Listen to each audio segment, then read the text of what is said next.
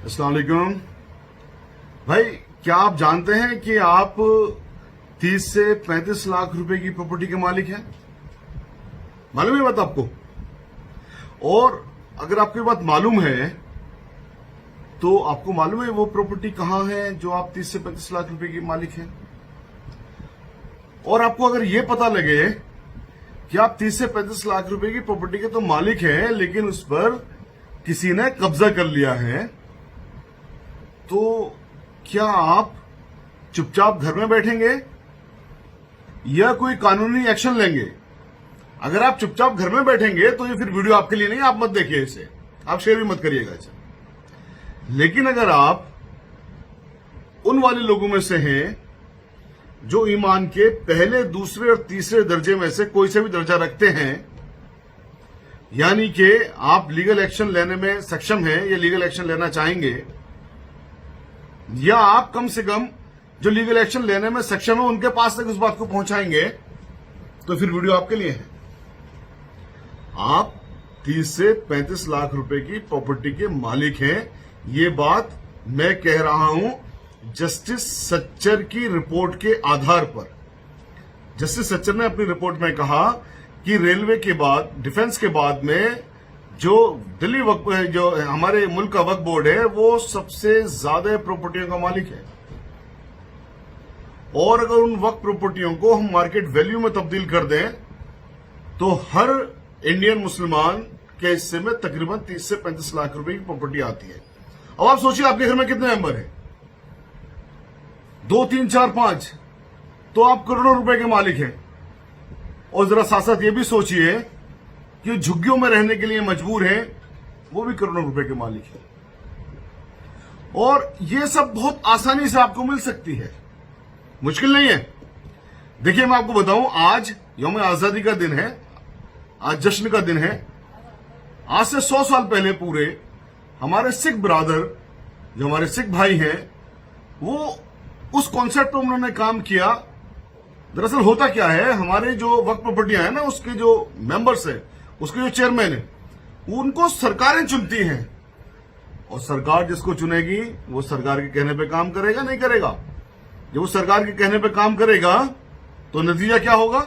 यानी कि जो पॉलिसी सरकार को सूट करेगी वो उस पॉलिसी पे काम करेगा, चाहे फिर प्रॉपर्टियां बिक जाएं, प्रॉपर्टियां कब्जा हो जाएं, चाहे वो रिलायंस का मालिक उस पर अपना महल बनाए, कोई मतलब ही नहीं है, क्योंकि सरकार ने जिसको अपॉइंट करना है वो सरकार का चमचा है, इसमें कोई शक की बात नहीं है। सरदारों की प्रॉपर्टियां भी ऐसे ही लूट रही थी 1920 से पहले। उनके बोर्ड को भी, उनकी जो गुरुद्वारों की प्रॉपर्टी है, उनकी जो श्राइन प्रॉपर्टी है, उनको मैनेज करने के लिए भी सरकार ही अपॉइंट करती थी लोगों को। सरदारों ने आंदोलन चलाया 1920 में, 5 साल आंदोलन चलाया, 1925 में वो लोग कामयाब हुए। तो ब्रिटिश सरकार झुकी और ब्रिटिश सरकार ने कहा कि भैया हम अपॉइंट नहीं करेंगे आपके लोगों को, अब जो आपकी डिमांड है वो आप खुद ही अपॉइंट करिए। तो उनको दे दिया इलेक्शन। अब उनके में क्या होने लगा, 1925 में जो गुरुद्वारा एक्ट आया 1925, जिस पर महात्मा गांधी जैसे आदमी ने कहा था कि आज हम जंग आजादी की पहली जंग जीत गए, उसके अंदर क्या था कि सरकार ने अपने आप से लोगों को अपॉइंट करना बंद करके वो अपॉइंटमेंट दे दिया सीधे सरदारों के हाथ में। Ward level, block level, city level, district level, state level, national level, सारे लेवल पर उनके इलेक्शन होने लगे। उनके लोग उस इलेक्शन में पार्टिसिपेट करने लगे। उनके लोग उन लोगों को इलेक्शन जिताने लगे जो उनकी प्रॉपर्टियों की हिफाजत कर सकें, जो उनकी प्रॉपर्टियों से कुछ कमा के सरदारों का कुछ भला कर सकें। कर्जाए हंसना हमारा कॉन्सेप्ट है ना, मगर देखो उन लोगों ने उसको अप्लाई किया, क्योंकि उन लोगों ने अपनी वक्त प्रॉपर्टियों को, अपनी जो गुरुद्वारों की प्रॉपर्टी उनको मैनेज कर लिया उस इलेक्शन के जरिए। तो भाई आप कब जागेंगे? 100 साल से ज्यादा का वक्त हो गया,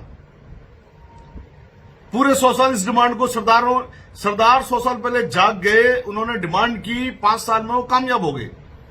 हम 100 साल बाद डिमांड भी नहीं कर रहे। और देखो ये जो सब्जेक्ट है ना, इसमें कोई शक की बात नहीं है, पॉलिसी मैटर है, सरकार बनाएगी इस पर एक्ट, कोर्ट नहीं कर सकती इसमें काम। हमने बहुत सारी पिटीशन लिखी है इसमें, और ये चूंकि सेंटर और स्टेट दोनों का सब्जेक्ट है, यानी कि सेंट्रल गवर्नमेंट भी इस पर एक्ट बना सकती है और स्टेट गवर्नमेंट भी बना सकती है। तो आप अपने अपने शहरों में, अपने अपने स्टेट में मांग करिए ना अपनी अपनी सरकारों से कि भैया सरदारों को तो जो चीज मिल गई 1925 में, उसकी हम डिमांड चलिए आप कर रहे हैं, हमें भी दे दीजिए वही चीज, क्यों अनोखी चीज तो नहीं मांग रहे। इलेक्शन कमीशन है सरदारों का, उनका इलेक्शन होता है बाकायदा, और नतीजा ये होता है कि उनके वार्ड में भी चूंकि कमेटी बनी हुई है, डिस्ट्रिक्ट में कमेटी बनी हुई है, शहरों में कमेटी बनी हुई है, स्टेट में बनी हुई है, नेशनल लेवल में बनी हुई है, उनकी एक भी इंच को कोई खुर्द बुर्द करने की सोच नहीं सकता। आपकी कमेटियां नहीं बनी हुई है, आपके बोर्ड में जिम्मेदार जो बैठे हैं वो सरकार के लोग बैठे हैं, और फिर सरकार उनको खुर्द बुर्द करवाती है। इलेक्शन लड़ने को तो पैसा चाहिए ना, तो ये पैसे, ये प्रॉपर्टियां आपकी हैं। आप यकीन जानिए, अगर आपने इनको आजाद करवा लिया, आपने सिर्फ वक्फ बोर्ड की जो लोग होते हैं उसके अंदर आपने अपने आप उनको डायरेक्ट इलेक्ट करवाने का एक्ट पास करवा लिया, तो आप 30 से 35 लाख रुपए की प्रॉपर्टी के मालिक होंगे। और यकीन जानिए, हिंदुस्तान के हर शहर में एक एम्स से अच्छा hospital, engineering college, medical college और बहुत सारे वैसे छोटे कॉलेजेस 12th लेवल तक के, पॉली क्लिनिक, नर्सरी कॉलेज, ये वक्फ बोर्ड की तरफ से बनाए जाएंगे। और जब ये होगा तो पूरा देश तरक्की करेगा, पूरा देश आगे बढ़ेगा, पूरी दुनिया में सबसे ज्यादा ताकतवर होंगे हम लोग, पूरे देश का हम बजट फाइनेंस कर सकते हैं, बेरोजगारी बिल्कुल भी नहीं रहेगी। एक के लिए इस चीज से आप बेरोजगारी भी खत्म कर रहे हैं, आप देश को भी आगे बढ़ा रहे हैं, आप देश के अंदर खुशहाली भी लेके आ रहे हैं, आप देश का बजट फाइनेंस करने में सक्षम भी हो रहे हैं। भाई एक इस जरा सी चीज पर, तो अगर आपके अंदर जरा सी भी ये चीज है कि आपने ईमान का कोई सा भी दर्जा है मेरे दोस्त, तो प्लीज इस वीडियो को शेयर करें और लोगों से डिमांड करें कि वो सरकार पर प्रेशर बनाएं। हम जल्दी ही इंशाल्लाह एक नेशनल प्रोग्राम के साथ आपके सामने आएंगे, एक नेशनल मूवमेंट भी इस पर चलाने की जरूरत हो सकता है पड़े, अगर कोई सरकार नहीं जागी तो उसमें भी हमारे साथ रहिएगा। मेरा नाम शाहिद अली है, मैं पेशे से वकील हूं, दिल्ली की सुप्रीम कोर्ट, हाई कोर्ट और तमाम यहां पर सब जगह वकालत करते हैं हम लोग।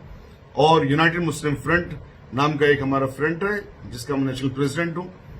वक्फ लिबरेशन मूवमेंट भी हमारा एक चल रहा है, और बहुत सारे जो वक्फ एक्टिविस्ट हैं पूरे मुल्क भर के अंदर, वो सब भी हमसे जुड़े हुए हैं, हम उनसे जुड़े हुए हैं। लेकिन मैं इस वक्त आप सबके सामने हूं, मैं इस चीज को आम लोगों तक ले जाना चाहता हूं कि आप लोग कितने अमीर हैं, और आप लोग चूंकि आपको पता नहीं है शायद, इसलिए आप चुप बैठे हैं, वरना आप चुप नहीं बैठते। आपकी कोई एक इंच पर भी कब्जा करने की सोचे तो मेरे ख्याल है आप हर मुमकिन कोशिश करते हैं, लड़ते हैं। दोस्तों, ये भी आप ही की प्रॉपर्टी है, ये भी आप ही की जायदाद है, ये भी आप ही का सब कुछ है। ये कॉन्सेप्ट जो इस्लाम का कॉन्सेप्ट है, ये कॉन्सेप्ट नबी करीम सल्लल्लाहु अलैहि वसल्लम क्या जो कॉन्सेप्ट है, ये जो हजरत उमर फारूक रज़ियल्लाहु अन्हु का कॉन्सेप्ट है, इस कॉन्सेप्ट की बेस पर ही हम गरीबी हटा सकते हैं, हम भुखमरी हटा सकते हैं, हमारी जो बहनें बेवाएं हैं उनको हम पेंशन दे सकते हैं, हमारे इमामों को, देखिए दिल्ली में हमने कुछ प्रॉपर्टियां आजाद करवाई, 990 वक्त प्रॉपर्टियां खाली करवाने के ऑर्डर करवाए, कुछ प्रॉपर्टियां उससे खाली हुई।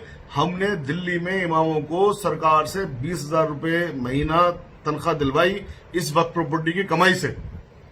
अब सोचिए अगर सारी खाली हो जाए तो कितनी कमाई होगी, सब पूरा इंसाफ होगा। और इसमें आपके आड़े कुछ भी नहीं है, आप एक अच्छी बात कर रहे हो, जो चीज हमारे सरदार भाइयों के पास है उस चीज के लिए मांग कर रहे हो, कोई कानूनी अड़चन नहीं है, कोई परेशानी की बात नहीं है, कोई डरने की बात नहीं, किसी चीज की बात नहीं है। ठीक है, तो करेंगे ना इंशाल्लाह। मैं फिर कह रहा हूं, जो लोग अपने हक के लिए जरा से भी सचेत नहीं है, जरा से भी जिंदा नहीं है, ये वीडियो उनके लिए नहीं है। लेकिन जिनमें जरा सा भी तीनों दर्जों में से कोई भी दर्जा है तो ये आपके लिए है। आप प्लीज इस वीडियो को शेयर करिए और हमसे जुड़े रहिए। शुक्रिया। अस्सलाम वालेकुम।